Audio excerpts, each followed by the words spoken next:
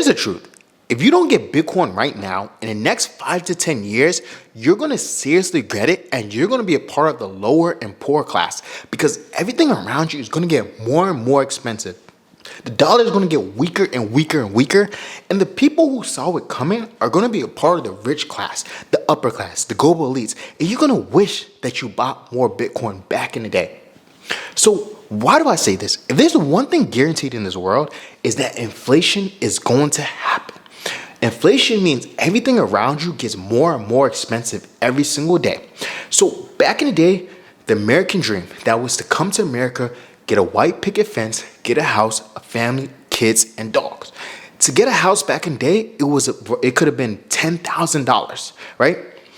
And you can pay $10,000 off easy back then.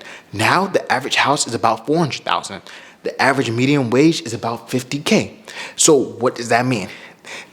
If you even made $100K salary, that means it would take 4 times your salary to pay off your house. And that's not including the amount of interest you pay. With interest, you're going to end up paying double the amount. So you're going to end up paying about $800,000. And let's say you have a $100K salary, that's a high salary. Most people can never pay that off, right? But the one thing is that the second point is that everything gets cheaper when you price it in Bitcoin, right? So when you price things in dollars, everything gets expensive. The houses back in the day was $10,000. Now it's $400,000. In 10 years, it could be $800,000. But back in the day, when Bitcoin first came out in 2015, it might have cost you 1,000 Bitcoins to buy a house. 10 years later, it might have cost you 10 Bitcoins to buy a house. Now, it only costs you roughly around 4 to 5 Bitcoins to buy a house. And in 10 years, it might only cost you 1 Bitcoin. It might only cost you half a Bitcoin. So if you keep Bitcoin, everything is cheaper and cheaper and cheaper. So the one thing you always will have is purchasing power. Bitcoin keeps your purchasing power. And if you keep dollars, your purchasing power you're going to lose it. Number 3 is that the rich already know about this and they're quietly buying and virtue signaling this, right? So for example, Nancy Pelosi is in the media all the time. What does she do? She is a politician and she does something called insider trading. This is not financial advice. This is not alleged, right? But what ends up happening is that she had roughly around a $200K salary and her net worth is about 10 million, right? So what does that mean? She's been buying companies and stocks all the time, and she knows the perfect time to buy and the best time to sell it, right? Because she's the one making a loss. So she had her insider advantage. See, now what we're seeing is that Trump is the president and he went to Bitcoin conferences. His company is almost about the 5th largest Bitcoin treasury company. His sons are starting mining companies. They're going to Bitcoin conferences. The vice president going to Bitcoin conferences. BlackRock, their ETF that launched last year, is one of the most successful product that they've ever launched, right? And it's only been a year. Who's buying BlackRock's ETF? It's a bunch of rich people. Michael Saylor is literally printing dollars, debt, to pay for more Bitcoin. And now he owns over 700,000 Bitcoin. And the worst part is Bitcoin is approaching all-time highs again, and nobody is talking about it, except for the rich is secretly buying and buying and buying, while the poor people are just letting inflation take over. The dollar got 10% weaker this year, and nobody sees it but the rich. This is your chance to have that Nancy Pelosi moment. Every rich person is buying everything before it happens.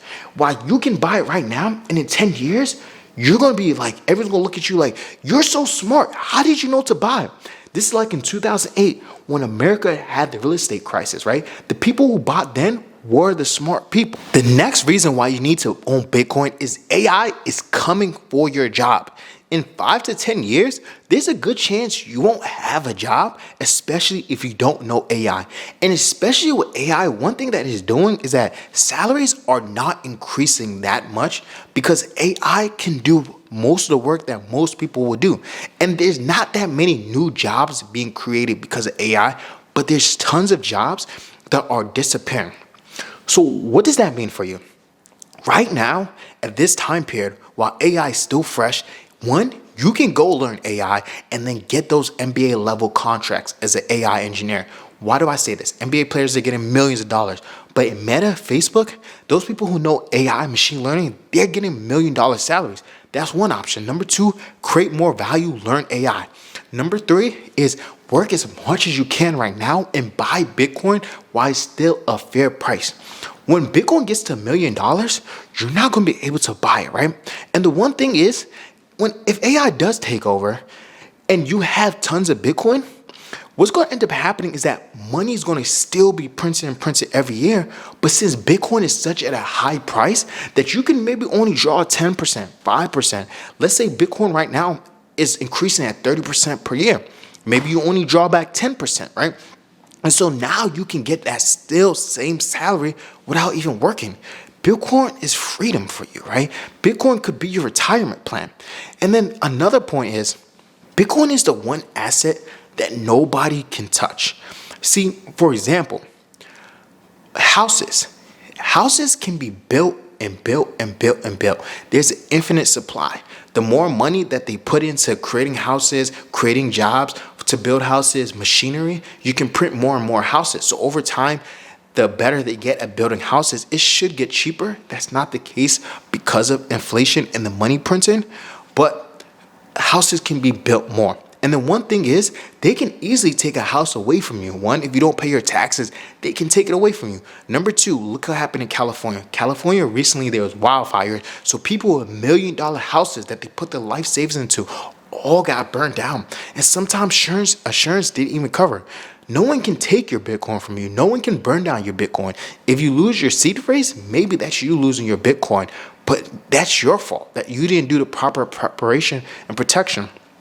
Number three, gold. Gold can be constantly get mined. When it gets cheaper to mine, people will buy gold. When it's more profitable for them to mine gold, they will find more gold. There's an infinite supply of gold. People just don't mine it that much. And the price of gold is being suppressed sometimes, right? With Bitcoin, there will only ever be 21 million Bitcoin, right? And what does that mean? That adds a scarcity effect, right?